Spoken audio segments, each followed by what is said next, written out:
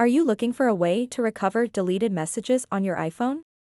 In this video, I'll be showing you how to quickly and easily recover deleted messages on your iPhone. So make sure to watch this video until the very end to understand the tutorial properly. To get started, open up the Messages app on your iPhone and tap Filters at the top left corner of the screen. And then at the bottom, you'll see an option called Recently Deleted. So go ahead and tap Recently Deleted. And now you will be able to see all of the recently deleted messages. So the days on the right side of the conversation show the days remaining before deletion. After that time, those messages will be permanently deleted.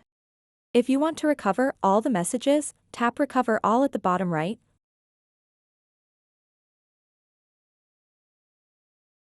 Or if you want to recover a specific message, tap on that message to select it, and then tap Recover at the bottom right.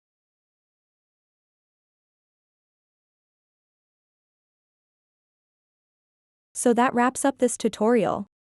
If you have any questions about this whole process, please let me know in the comments section below. And if this video helped you out, please give it a big thumbs up and subscribe to this channel for more tutorial videos like this one. Thank you so much for watching and have a good day.